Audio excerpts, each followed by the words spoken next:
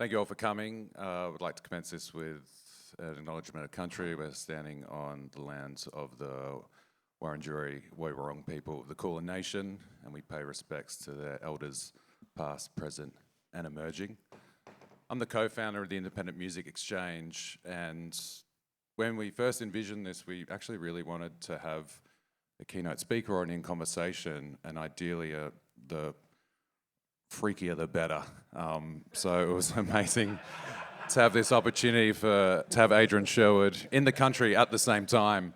This is a man who has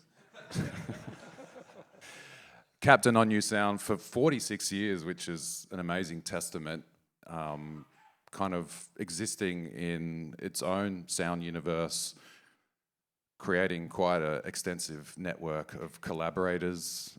You've outlived every format as well over the last 4 decades, seemingly without compromise. So without further ado, I'd like to introduce Adrian Sherwood of On New Sound. Good morning, good morning. I didn't mean to accidentally roast you then. But yeah, take me to the beginning. I mean, before On New Sound, there's quite a few short-lived ventures. There's JA Distribution, which, if I'm not mistaken, is you selling imported records out of the boot of your car. Carib Gems, 4D Rhythms, and Hit Run. The last two, I guess, formalising your relationships with Prince Farai and Creation Rebel. From these early ventures, what did you take away from it? And I guess, why did they burn so quickly? Well, hi everybody. Relevant to the great event you've put on here, running an independent label is what I was kind of trained, because we started with JA, which wasn't Jamaica, it was Joe and Adrian. Joe is like a father figure to me. We had a distribution company. Then we started Carib Gems, and then after that all went wrong, I started the Hit Run venture, and I was only 19 then. I'd been involved from being 17 very early on. But I was working with a lot of Jamaicans who were older than me, and it was explained to me, Chips Richards, who'd worked at Trojan, Vulcan, Grenation, the legendary foundation labels. You've got to build a catalogue, was what he said to me, because if you want to deal with a distributor, or approach a shop, they don't really like you coming in with one record, So the idea is as quick as you can to get a catalogue together. So by the time I had the experience of Hit Run, where basically every release was a dub album, and Creation Rebel wasn't a band, it was a name I had off a Burning Spear record, and it was a studio project that evolved into a band, as most of the things on New Sound started out. They weren't proper bands, Head Charge, etc. Then they evolved into bands. But each thing was, each record with Hit Run, I had a catalogue immediately. Within the space of 2 years, a catalogue of about 10 albums. Maybe not that many, but quite several albums and lots of 12 inches. And you need to get noticed. So the only way to get noticed is, you've got to have good work, but you also have to build, a selection of things to offer. And what I learnt there is, how do you get noticed, which to this day is the same as it was then, and how do you build a catalogue? Those are the things I learnt. Okay. Yeah. I guess those ventures were short-lived, but when you started On New Sound, I guess what was the decisive moment where you didn't want this to run to the ground and you wanted it to persevere for, as I said, we're sitting here now 46 years later? Well, On New Sound started as a kind of collective. The idea was to make records and give them to bigger labels so that they could promote the things that were made. But it soon became apparent it wasn't going to work. I was having financial difficulties, and I went my own way on my own, and ended up giving lots of things to other labels and losing the copyright on them, which years later doesn't make me feel too great, but so with labels like Cherry Red, etc., it was just not the best things for me looking back. But all across the board, I was just trying to do the same thing, like single-mindedly not give up, because I loved what I was doing. But by that time, I was so in debt, and I borrowed money against my mother's house. So I was in the right pickle. I couldn't stop. So it took me really until I started doing remixes and getting paid money aside, just you get paid for what you're doing. Like when I did Depeche Mode for Daniel Miller, who's my good friend, and some other little bits and bits, jobs started coming in. Then I managed to pay the debts off, and it was probably not till about 83 that I was starting to breathe properly. Okay. Yeah. So Mum was always supportive of your venture in the music industry? Yeah, and my stepfather, they helped the best they could, but they weren't wealthy at all. They had a little tiny house and a mortgage. So I think the house was worth about 15,000 quid, and I had about 3.5. So I didn't sleep very well. You spoke about earlier about how some of those earliest productions were licensed to Cherry Red and Static, also two kind of household names in the UK. While you said that they weren't the best arrangements for you, were you able to, I guess, learn and pick from how they were? Or were they as Static green was as you? great. Static was Laurie Dunn, who worked at Virgin and set his own company up, Australian, and a really good man. He really helped me a lot, and I have great respect for Laurie. The Cherry Red one, it was in perpetuity contracts on not great terms, and it was kind of what do you call it? When new frontier time in the music business in a way, because we were desperate to see our records get out, and you're surrounded by people, with not even consulting a lawyer, getting you to sign these contracts that still stand to this day. Wow. Which, yeah. Like, yeah, it's interesting thinking that. So you said you were 19, and New Age Steppers around that age as well? No, when I started Hit Run, I was 19, and the first release was 2 months after my 20th birthday. That was Dub from Creation. Okay. And that was the first record I ever made as a producer. As you got older, but I think the members were almost younger, New Age Steppers is like an absolute circus. Like, are there any parents involved or elders to kind of guide them? How do you mean? What to? Just the members of New Age Steppers were so young. Like, Yeah, well, Ariana, Ariana, she was my friend. We did a tour together, and we're both born in January, and we're kind of, a load of the people on you were either born in January or on September the 22nd. We had a mad amount of colliding birth dates. It was really crazy. But Ari, we met on this tour to promote the Cut album, and I turned her on to lots of reggae, and we were going to blues dances and sound systems, and she liked Mohan Bass's sound, and she was just a fearless rebel. She was off on her own, not with me, going to dances, and eventually lived in Jamaica. But her mum was around, but she was with John Lydon. They became husband and wife, and they were together forever. So in that period, I met all these different people who weren't from the area I was from, which was the reggae area. John introduced us to Keith Lafine, and then I met, through Viv Goldman, I met lots of other people and helped them on their records and traded things that enabled me to cobble together the first New Age Steppers album. Did you ever have any interaction with Don Cherry through Nena? Was he ever We around? did, yeah. I was going to record Don. I was really trying to record him, and it just didn't happen. And I met John, because John, I met him as well. I met Don Cherry on the tour with the Slits to promote the Cut album. So that was 79. And he was a supporting band with Lou Reed's band, Happy House, not Happy House, something House. My brain's fried. But he was on that tour. So sadly, I didn't get to record him. In another universe. Yeah, I'm not sure if you have any recollection, but that first On You sound record, New Age Steppers, actually got licensed to Missing Link in Australia. Yeah, they were great. They were really good. You actually have a recollection of that? Yeah, just about, a vague one. Okay. But they see Laurie Dunn,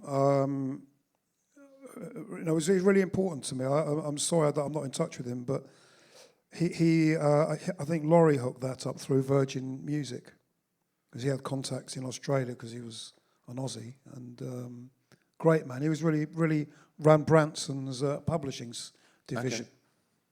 Yeah, crazy thinking you start a label and, On You 001 is already getting licensed internationally. Was that a common thing?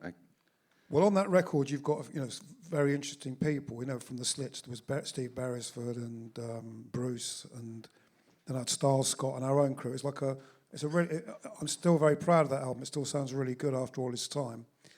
And obviously, there's Ari on it, Mark Stewart, and then you've got in the game. It's it's who your big friend is, who your powerful friend is, and Laurie had the contacts and was on our side.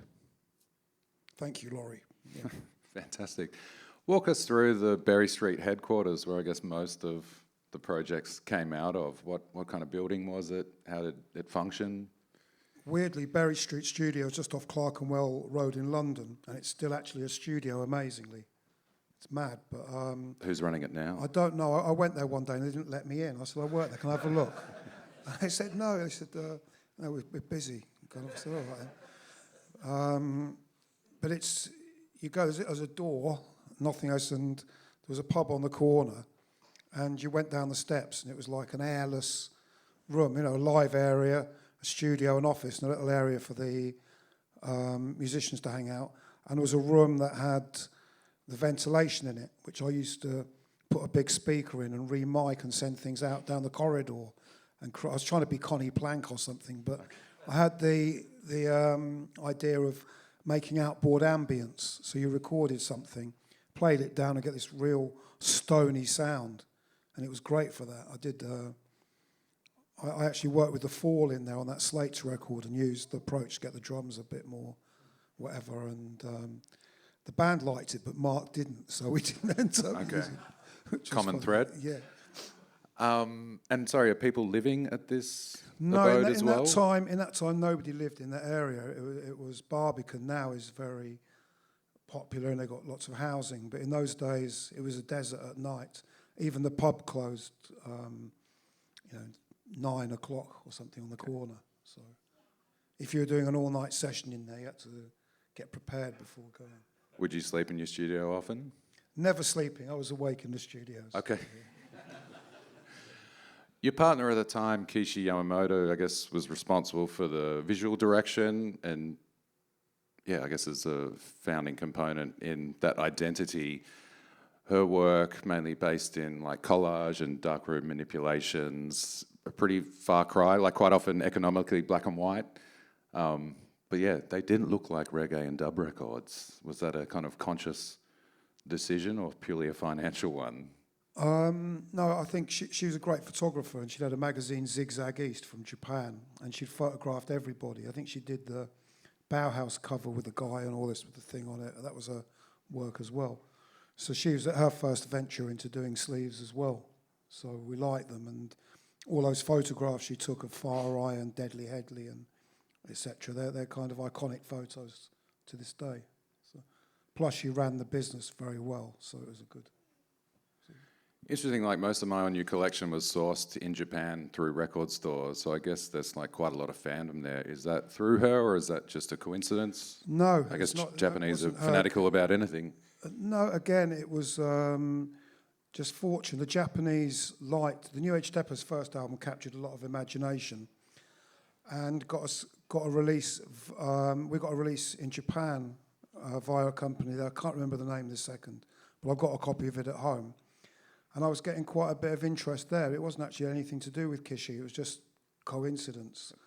But we had several releases early on there, and they're fantastic. But then they stopped doing vinyl about the decade after. I don't think I've had a vinyl pressed in Japan since late 80s. They don't do it anymore. Okay. But those early vinyls, they were brilliant. They were classic, really good quality, and I couldn't find the source, but around the time that Science Fiction Dancehall release came out, there was an interview where, if I'm not mistaken, you were talking about the early days of recording, mixing, doing artwork and sending it to the press within like the stretch of 4 days. Is this have I recalled this correctly? It was possible. If you there used to be a record press called Orlake in Dagenham. One of my friends to this day, Kevin Metcalf, he was the great mastering engineer, who's retired now, but probably Kevin did like Queen and all these bands. Brian Eno, everyone would request him to do the mastering. So I could go to Kev and he'd say, "All right, Adrian, he's a northerner, that's my impression. He's like, come on, I'll fit you in," and master it, rush it to Dagenham, they'd make the stamper. I could get the test pressing within about 2 days. Then once you had the artwork ready, we'd turn it around. It wasn't 4 days, but we could turn records around in a couple of weeks from beginning to end. But there's another company called Marie Productions in Stoke Newington, Mr. Matthias, where the Ethiopian Coptic Church had their UK headquarters. One of the priests was always in the printers. It was a brilliant place. And he would turn around the sleeve for me in like 2 or 3 days, and the labels. You then took the labels and the sleeve to Dagenham, from Stoke Newington to Dagenham, and they would turn it round, and you paid an extra penny, I think, per record to have it sleeved for you. Otherwise, you'd have to put it in the sleeves yourself. Okay. Good old days. And you're having to operate at this pace as a means of survival? Well, survival, like I said, was very tough. So it was a combination of things, because then, like now, in those days, there was a lot of money in the record and later the CD stage. So the big companies were making fortunes, but you had to get noticed, and getting noticed was very, very hard for everybody. There's lots of people competing in the same arena, and I was just lucky to work with Prince Far Eye and all these great people to make us get noticed. But even Far Eye, he wasn't popular in London. He had a particular following in Birmingham. Then we had another, it built up and built up, but we were just trying to do that. So it was a question of like turning over smaller quantities rather than tying all our money up in a big run. You'd print 1,000 or 500, collect them, sleeve them yourselves in the car. And there weren't the distributors. Rough Trade were very kind with us. A great, rest in peace, Richard Scott would help me. My dear friend Leo Solomon was in charge of the money. So I'd arrive and it would be, "All right, do you want cash?" "Oh, yes, please, Leo. Come upstairs," and they'd help you out. So, and if it was like, "Look, I'm on my backside, I really need some help," and Richard was a bit bossy. "Look, let's try and help Adrian. There's a couple of £100, and they helped me on the first New Age Steppers. But then the second album, The Mothmen, which eventually evolved into the rhythm section for Simply Red, I couldn't get the support of Jeff Travis to do that record. So I was having to license this to get that, because there were so many people in the same area, and they couldn't help everybody, so you had to help yourself. That was...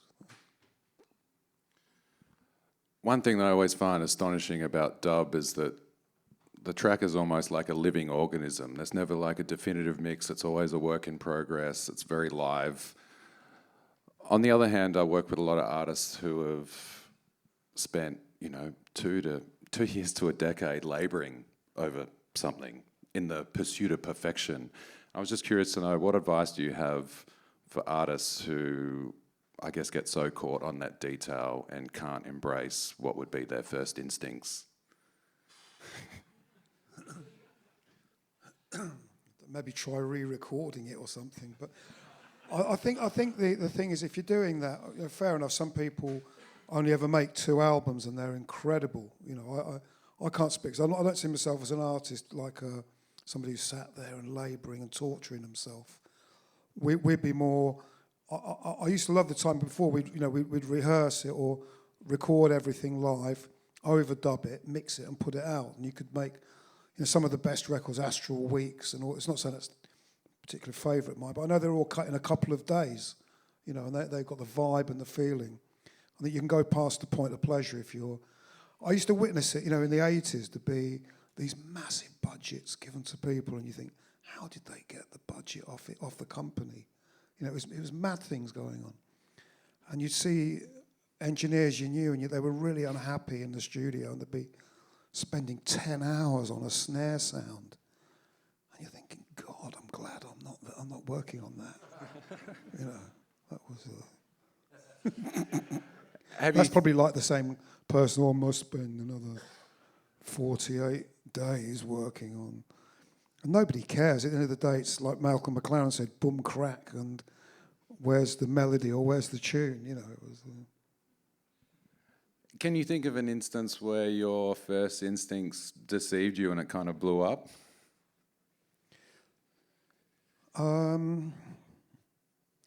Well, we were never really hugely commercially successful. I think we had a hit with Gary Clale's Human Nature, and we only voiced him for fun on something one day, and then Paul Oakenfold turned that into a hit. That deceived me. I never thought for a minute we'd have a hit with Gary, you know, okay. Just for example.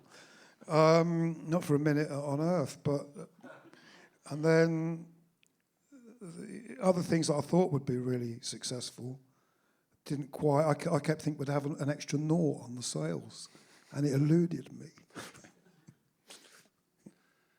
I really love the Pay It All Back series because, yeah, they're kind of these compilations or samplers that collect forthcoming material, alternate mixes, one-off studio projects. How important was that series in terms of like building the label identity and collective? I think it really helped a lot. I was friends with the band Crass. We all worked in the same studios, not Berry Street, Southern. And I helped them start their distribution company because the first labels they had were Crass and the On You Sound label, which built up SRD. But also we were meeting people like Ian, Minor Threat, you know, and the Washington a lot, and they were all doing gigs where it's like, you know, 20p to get in, and they'd be sleeping in somebody's like car and stuff, you know. I wasn't into that, but I really saw the idea that the first Pay It All Back album, I put on the cover in German, Japanese, and English. This record should cost you no more than the price of a 7-inch single, and just to try and get a groundswell of support, saying, look, we're making an effort. And when we did the gigs in 1991, we did the same thing. Everybody on the show got, you know, 150 quid each or whatever to make it happen. Kept the ticket price right down. And it's just like paying it back to the fans and trying to get some goodwill over. And tactics like that, anything you can do. People say to me, what now would you do with a band? And you've got to try and... In those days, I remember seeing lots of them, UB40, all of them. They'd start with the specials, everyone. They'd bring a couple of 100 people with them, or 100 people, 100 miles to their gig. And it would build up a fan base, you know, where it was a scene was created. And that's what you have to do anywhere, really. So it's really encouraging today seeing so many, like, independent labels represented here. And, you know, you've got to do the same thing, create a scene, build something up, and it evolves. We're struggling with that in England because most people don't pick up instruments anymore, and you know, or they don't get music lessons at school. And anyway, that's another matter. A lot of short-lived projects on the On You catalogue: Missing Brazilian, Strange Parcels, Voice of Authority. Like, were these deeply conceived projects, or were they just things that were born in whoever was in close proximity to the studio at that given time? I'd like to claim they were deeper than they are, but no. The idea was I had names in my mind, like African Head Charge wasn't a band; it was a studio project, and as was Croatian Rebel, Dub Syndicate. They all started, but I had a core idea where I'd build, you know, Bon Jovi's percussion playing is a constant throughout Head Charge, and it became his project after about 9 years. Dub Syndicate built around having availability to style. And Missing Brazilians was my idea to make a kind of gone wrong instrumental version of a few things in my own mind. And it gave me an opportunity, because I'm not a musician, but I did play bass on all those early Head Charge records under the name of Crocodile. And I haven't picked up a bass for like years, but I'm quite good with bass lines. And on that album, Missing Brazilians was again my little pet project. And the idea was like a gone wrong Sonic for a kind of dystopian thing at the time. And I was playing bass on that as well, so enjoying myself. It was a bit indulgent, but it didn't sell very well either. But Still more reason to do it. How do you earn the name Crocodile? well, my mate was called Lizard, who, and he was a bass player. So it wasn't a piss take as such, but Keith, bless him, he passed as well. He was a lovely lad, Keith. He was a little bit more interested in being a mechanic, doing BMW cars and that. And we'd have to like drag him under a car and say, look, we're supposed to be in Nottingham in an hour for sound check, come on. And he'd be there with like a spliff in his mouth and like, come on, Lizard, come on. Oh, like this. And so I thought, he's Lizard, I'm Crocodile. That was fun. I guess in the streaming era, like a lot of artists are pretty shy of creating these endless non-bands and side projects because they're just trying to get all their data in one streamline. It's kind of sad. Like, do you feel like artists are becoming a little more conservative in their artistic choices as a result? Well, I can't criticise anybody. I just have to worry about myself. But I mean, our corner. I think it's difficult for anyone now because we were working with tape, and it was like a kind of new horizon. You know, you were covering up the meters, overloading, saturating the tape. I was exploring sound, and I wasn't trying to be particularly commercial. Whereas a lot of the people around us, they were spending days and days perfecting club tunes and having massive hits. I always felt like a bit of like an imposter or something because I wasn't a proper musician, but I was just enjoying myself. Because I was paying for everything, I could do whatever I wanted. And whether it sold or not, I wanted it to sell, but I wasn't particularly driven by that. Whereas a lot of artists now, they have to be successful or they get dropped if they're on a big label. They're playing a game and others trying to get noticed. They're better off taking that approach. Don't do something that leaps out from the speakers, leaps out from the pack and sounds odd, because you've got more chance of finding a little, 1,000 fans to keep you living, or something. But that's, I hope that answered the question. No, bang on. You've often spoken about the tremendous influence that Prince Far-I had on you. I guess for those in the room that never had the chance to meet him, how do you kind of explain his wisdom and impact? Well, Far had an amazing voice, a really unique one. And the first tape arrived in '76. And I said, I want to release that album. They didn't want to release it. They were offered a dub album. The license fees in those times were so tiny. It came from a producer, Lloydie Slim. And I just said, that sounded like nothing I'd ever heard. I was like immediately a fan. So it wasn't particularly per se wisdom or anything like that. What it was he had credibility. And by working with him, it really helped me no end. So he gave me some tapes to help me when I started Hit Run. He gave me tapes that I overdubbed and turned into Cry Tough Dub Chapter 1. So it's more a question of, I'm eternally grateful to Far-I for cutting some tunes for me, trusting us. And I always call his name and play a sample of him everywhere I go on any gig. And In those early years, how often were you going to Jamaica? Not hard. I didn't go to Jamaica until the 90s because every time I had an opportunity to go, I ended up spending the money bringing somebody from there to here. So I'm not one of those people, I must go to Jamaica. I love Bob Marley and spliffs. I'm not like that at all. I'd prefer like other things to keep me awake and come on, let's get some energy. Come on. That's my spirit. And I wasn't like, let's go down Orange Street and meet Prince Buster. I wasn't thinking that at all. Okay. And then we had our own crew in England and our own people. I'd be bringing Style over. We brought him over for tours to make us sound good. And then, because we needed drummer, that was how it was in those days. So we were studying things like what we could do in our own market, because I couldn't compete with the Jamaican production houses. They're the most incredible musicians and the most incredible engineers, Errol T, obviously the famous ones, people talk about Tubbies, which is just a mix room, but the producers, engineers there are mind-blowing. So we had to find our own route in England, And I wasn't about to go there to try and just, copy it, well, be amongst another person's thing. We were looking for our own sound, basically. That was the aim. So many of the collective stayed with you for decades. Naturally, friendships form. These people kind of become your quasi-family. As a label head, does that dynamic kind of get a bit distorted?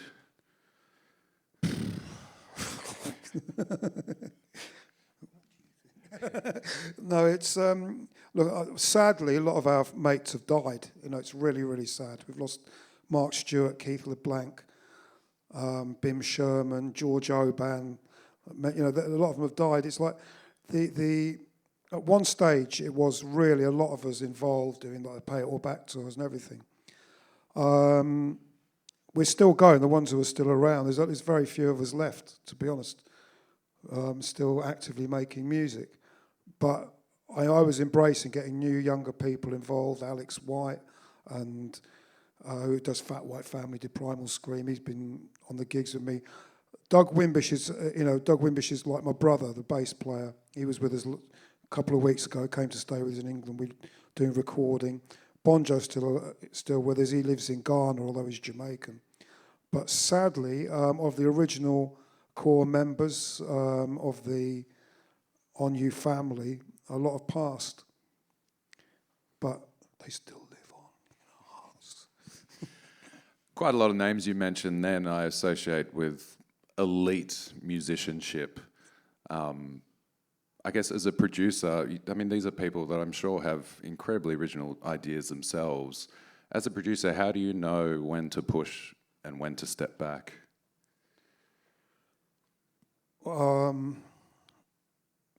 Well, for me, I've got a vision before I start. If I'm making a project from the beginning for myself, I know what I want to do. Like with the Collapse of Everything, my current album, I had some ideas what I wanted to do for that. But you must always leave room for people to bring in, ideas from all over the shop. Otherwise you're an idiot. You've got to embrace people's talent and ideas. If I'm working with somebody else and it's their project, I'm there to kind of shine up or say, look, maybe cut that B line in half or less and make the space and work on that side. That's what I do. What about an instance of Lee Scratch Perry where you're essentially producing the blueprint producer? Well, Lee, I miss him greatly. Lee, I love Lee, and I learnt so much from him, so much. What I would do with Lee was a lot of people would be so awestruck, and rightly so, when they're working with him. He'd just babble on over some rhythms and do whatever. And the day I met him, in the studio, we met in the studio. He arrived with a pile of tapes, like 3 multi-tracks, and he's put that on. I said, all right, I put it on, and it was him singing a Bob Marley song. And I said, all right. I said, no disrespect, Lee. I said, but I don't really want to hear you singing Bob Marley. I said, we want something original. I said, can I put a rhythm on? And Styles Scott had just cut these rhythms in Jamaica, and we'd been overdubbing them, treating them, processing them, and they sounded great. And I put one on, and he looked at me and he said, right, get the mic. So we turned the mic on, and we started for the next, it was about 10 months at least, not every day, but every time we could lock him down, because he was staying in a Harrow with Max Romeo's sister and her husband Rudy. I'd keep pushing and pushing, and I wasn't rushing just to get a record out with his name on it. And we made the album called Time Boom, The Devil Dead, which is to this day I think it's a very, very good album. And I'd recorded a rhythm called Ravi Shankar Part 1, and Lee wrote Jungle on it, on this rhythm. And he knew with me that I was not going to just say to accept anything and keep. This isn't my ego, I swear. I just wanted to get the best out of him, and I didn't want to have a kind of, like he's a clown or he's silly. I wanted to show the serious side of him, and the other side of him, which goes into the voodoo and the spiritual stuff, is very, very, very deep. And for my whole life, he and Mark Stewart are probably the 2 biggest influences on me. Yeah. I guess there is this connection with London and Jamaica in terms of our new sound, but I guess there's also this other axis that goes to New York through the Sugar Hill Gang and the downtown post-punk scene with Judy Nyland and Little Annie. Was there a bit of a mirror happening between New York and London at that time? I think I remember '83. Nena Cherry was living between New York and London. She was living with us in London from 1980. We had a squat together in Battersea with Harry Up and Junior Williams, and Nene was going back to New York. They had an apartment where Jeb Loy Nichols actually lived in the same apartment block, and these tapes were coming back from New York, which Mark Stewart and Nene and everyone, check this, listen to this, and it was mad. But it wasn't, the world wasn't that far away. It was like tapes were coming from Jamaica of cassettes of Mikey Dread at the Control Show, and those days it's really exciting because you go to a record shop and the owner of the shop would say, "Oh, look, you like that? You're going to look, check this out, check this." And if they knew you were a big fan, "Oh, Michael, check this," and you'd be, "Oh, yes." And people would all turn each other on to things. And this mad stuff was coming from New York. So, yeah, it was very exciting.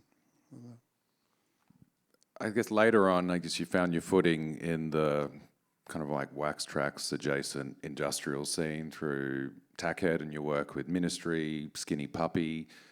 Was that kind of a trip expanding into that world? Al Jorgensen contacted me because he'd heard My Life in a Hole in the Ground, weirdly. He didn't want to be making kind of disco music, like club stuff, which he'd done with one of his tunes. He wanted to go more toward a la Mark Stewart kind of thing. So we got on really well, and we did that Twitch album. And then after I'd done that, and we did the Learning to Cope with Cowardice, and as the veneer of democracy starts to fade records, and Tackhead, people started coming saying, "Look, get involved," and saying, "Oh, you're doing industrial stuff." I thought, "Am I?" I never thought about it was industrial or anything. Then people approached me, and I got hired to do these remixes, and people started. I never got hired to do the commercial A side. I was get him into the whack B side to help put another version out to help the chart position. So I was always labelled. You kind of probably rightly summarised things at the beginning of this. I guess, falling in with that crowd, like what would a industrial show in Cleveland be compared to like a dub show in London? What? Well, I think with us, we were looking on tonality, the warmth of the bass. We wanted the aggressiveness of the kind of 30-second note drills and things we had in the programming of the beats from Keith LeBlanc. We wanted it to like attack you, then pull it back, and then hold down the groove. We were very groove-based, and with the dub school, you're using space extremely well, and the use of reverbs and delays. I think probably in Cleveland, it would be full-on oral assault screaming at you from the beginning to the end. That would be the difference. Okay. Yeah. I think you touched on this before, but it sounds like your remix work in that time was kind of fundamental in financially stabilizing on you in a way. Were you still able to have creative control as to what you took on and refused? Oh, yeah. No, I took on ones that I thought I could add to. But I think I wasn't even that confident, because I kept thinking I'm a bit of a fraud. I don't know. I never thought of myself as being, I'm great at this. I just kept going and going, and people kept coming. Honestly, they were asked that they wanted in those days. You could put out a 7-inch, and you could put out 6 different remixes, and they'd all have the same prefix number and would constitute to a chart position. So the record companies were playing games, and I was like a go-to. Oh, can't we get Adrian? Let's offer him money to do this. And I didn't take it if I didn't think I could do. I did a couple of times, and I regret doing. A couple where I didn't do a very good job on. But the rest of my, they wanted you to do that. And then a lot of the times they weren't even asking the artist. They were doing it in those, it was like shocking. So the best ones I did was when the artist would come to the studio with me and push you and say, no, I don't like that, I love that, more. And those collaborations were great. But a lot of the time, record companies, they were taking diabolical liberties. But there was so much money swirling around, all they wanted to do was get use any tactics with the remixes to get a chart position. Some of your defining work has been like the full album remix, whether it was Primal Scream, which I had you sign earlier, or Spoon, or Nightmares on Wax. Nightmares on Wax, just recently. They're like full genre detours. And I wondered, do you listen to music every day and think about it as separated stems that you can dub? Like, are you ever in peace? Oh, yes, I spend hours. How is that going? No, I mean, at the moment, I probably haven't played any music for except my own since I've been here. Okay. But I listen to music, read, and then I try and work in bursts, because you talk about Lee Perry and learning things. I learnt from him, you've got to think you're doing magic when you go in the studio. So every time I go and do something, I want it to be really special. So I only really work in the studio a couple of days a week. And I'm not thinking in terms of stems, I'm just looking in terms of the groove, the overall tonality, space. And I still want it, if I'm making something, I want it to be held down, then leap out at you, then pull it back and disappear over here. I'd see it like a painting, and I still do. That's the same thing I think of anything I'm ever doing when in the process of making it and coming to the final, saying, all right, that's done. Next tune. Yeah. Have you always kept your distance from major labels, as remixing major labels asked as close as you've got? No, I always wanted to take money off them and get, and put it into our label. I had no problem with the major labels. It's just there were so many arseholes at lots of them. It was unbelievable. And you think, how did they get a job? And it was somebody's next door neighbour's friend of this idiot who'd got... And then they all thought they were kind of... I don't know. I think thought they were the artists, a lot of them. It was mind-blowing in the 80s, just like... and into the 90s. Some of the things I witnessed. I won't go into now, I'd if I thought I could do a good job and someone employed us to do it, I'd do a few. But I didn't really do as many as I probably could have done, anything like as many. But what I must say, I much prefer doing like the Echo Deck or this new album, Sonic Boom Panda Bear album. I don't know, do you know that one that did? Incredible, yeah. Yeah, I'm proud. Domino actually have it in the stall over there if anyone's missing it. Well done, Domino, if you're in here. I love doing that because it's interaction, collaboration, and something I can hold up, and it feels like a whole piece of work. The remixes, I mean, you've done them, and they're like forgotten, and then you might be in a mix. I recognise that in a club somewhere, you can hear it playing occasionally. You think, what's that? And you realise it's something you did 30 years ago. Yeah.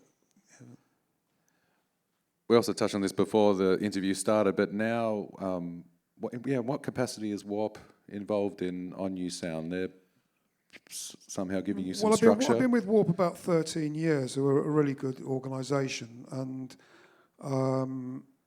it's basically, they do everything for me, pretty much. So about half the income goes to them, and On You and the artists have to share the other half. But what we get is very good profile, everything run for us.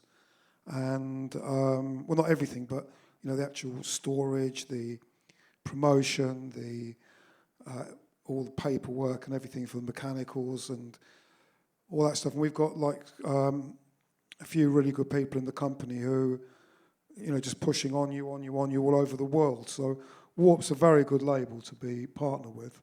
And to be honest, I don't want to be... running a cottage industry, which I have done in the past, selling out of the back of a car or running to the post office to sell, a couple of vinyl off to somebody at full price.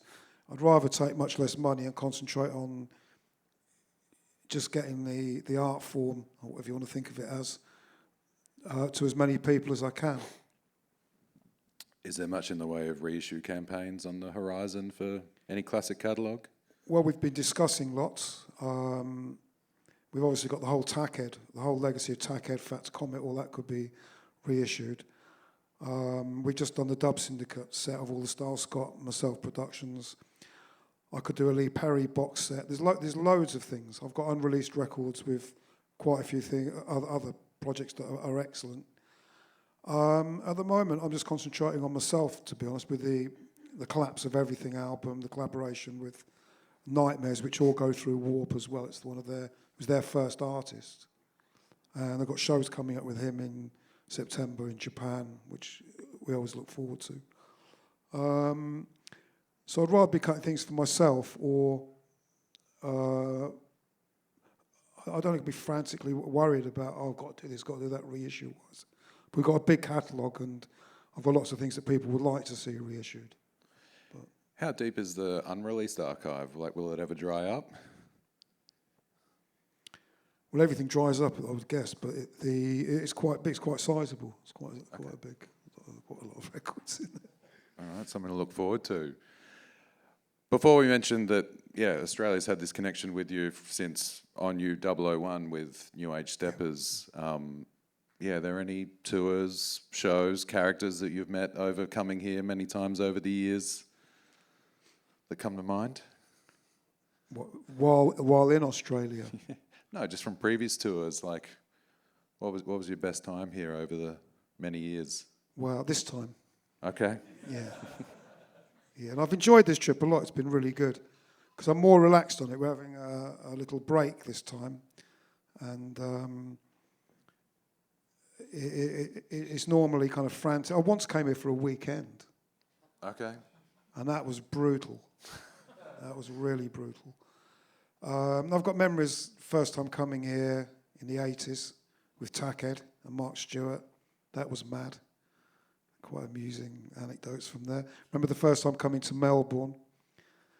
I remember arriving this weekend. We were right in the middle of the city. I was, God, it's changed. I don't remember it like this.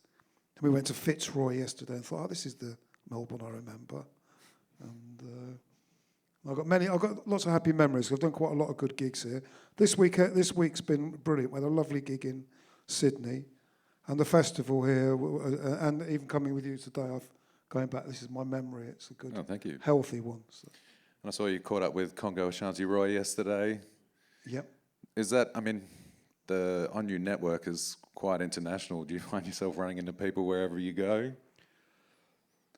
Well, yeah, I do. It's great. You suddenly meet fans in a street and somebody says, hello, Adrian. I was like, oh, wow, nice to see you. And although we're not kind of overground, really popular, I think the legacy of On You is really good because I think we inspired lots of people with our kind of unified, and our team at one stage were people from, India, Africa, the Caribbean, Japan, all over the world involved with the label. And I'd like to think we set a good, healthy, anti-racist, positive thing for people.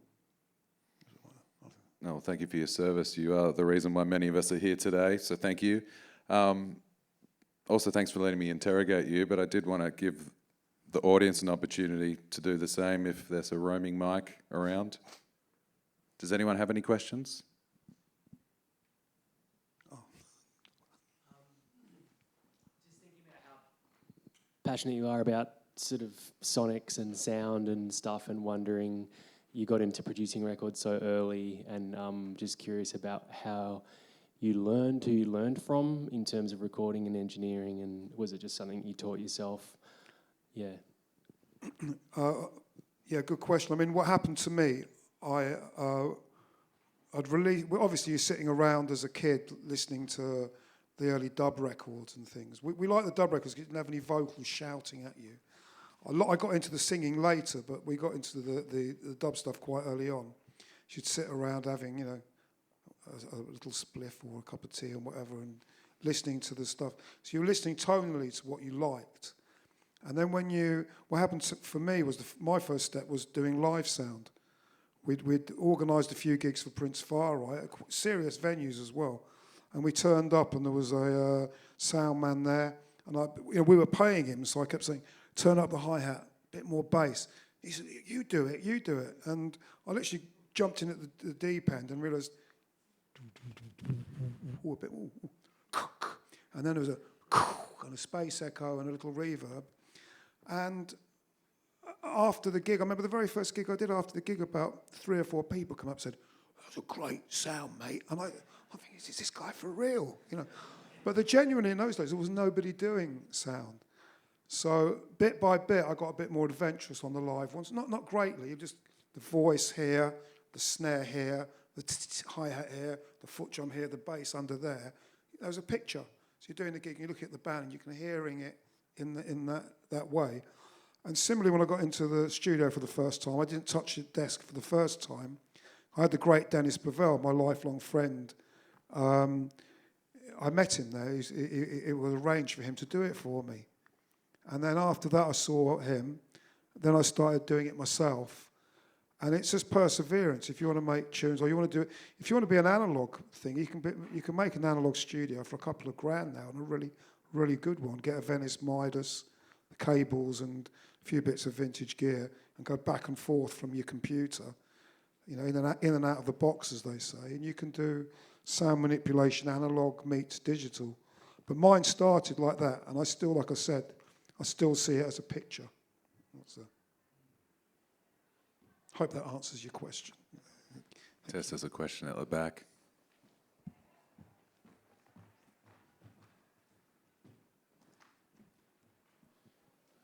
Dub's always been such a spatial and experimental process. Adrian, are you interested in what's happening in more surround sound formats? Is that a direction? Well, I'll tell you something. Thanks for the question. I work with Dolby and Jake at Dolby in Dolby Atmos, and it was mind-blowing. I love it. Where's the questionnaire? Higher. I love it. Absolutely love it.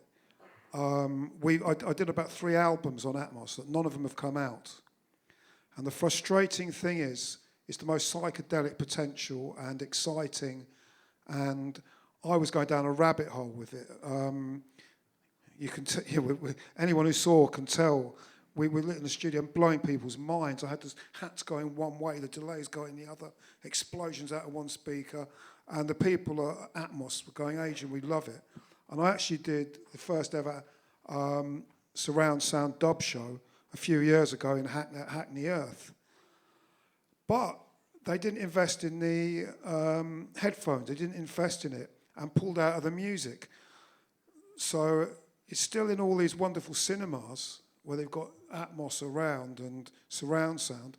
So in answer to your question, I absolutely love it. But a little bit like quad. No one had the quad systems. They had a quad system at the Manor in the 80s, and I used to stay there at 1 in, panning hi-hats on my own around the room. I loved it.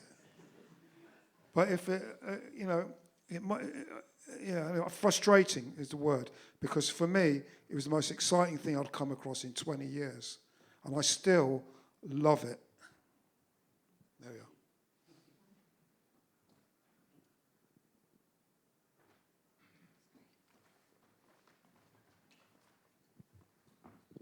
Thanks for coming to speak to us, and thanks, Michael, for putting this all together. It's a great turnout for seeing. I'm curious to know how Faraway Chant ended up in Wild at Heart, and why was it like chopped and screwed, and were you involved in that sort of process? No, I got a phone call from David Lynch's office saying they want to use your piece of music, and they offered us quite a good amount of money for it.